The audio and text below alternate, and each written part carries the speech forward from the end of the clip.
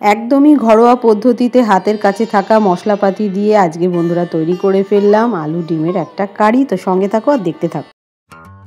কড়াইয়ে আমার গরম জল রেডি, ফুটেই উঠেছে, দেখতেই পাচ্ছ বুদবুদগুলো দেখা যাচ্ছে জলের। আর দিয়ে দিলাম তার সঙ্গে ছটা ডিম সেদ্ধ। আর সঙ্গে বন্ধুরা কি চলে যাবে বলো তো ডিমের সাথে?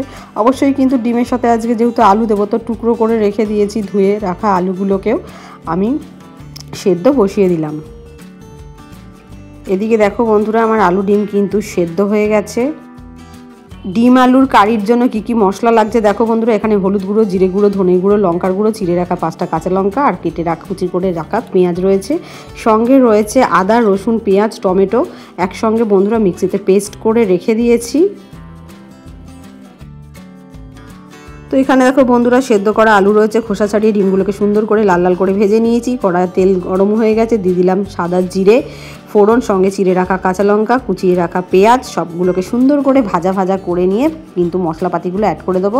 তো আমার যে পেঁয়াজ, আদা, রসুনের পেস্টটা ছিল টমেটো দিয়ে করে রাখা, আর সঙ্গে দিয়ে দিলাম মশলাগুলো, জিরে গুঁড়ো, ধনের গুঁড়ো, লঙ্কার গুঁড়ো, হলুদ গুঁড়ো সব দিয়ে সুন্দর করে কষিয়ে নিয়ে দিয়ে দিলাম সেদ্ধ করে রাখা আলুগুলোকেও সুন্দর করে কষিয়ে পরিমাণ মতো লবণ দিয়ে এবার আরও একবার সুন্দর করে কষিয়ে নিয়ে বন্ধুরা কষানো হয়ে গেলেই কিন্তু আমি পরিমাণ মতো জলটা অ্যাড করে দেবো।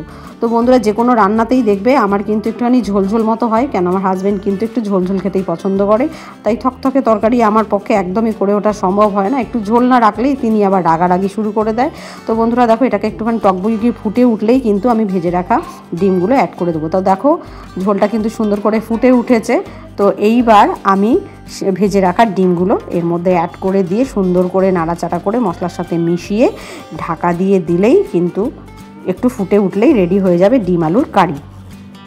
তো এই দেখো বন্ধুরা চলে এসেছি, ঢাকনা খুলে দেখছি আমার কিন্তু আলু ডিমের কারি একদম রেডি। দিয়ে দিলাম একটুখানি গরম মশলা, তারপরে দেখো নামিয়ে ফেলেছি। কেমন লাগছে দেখো।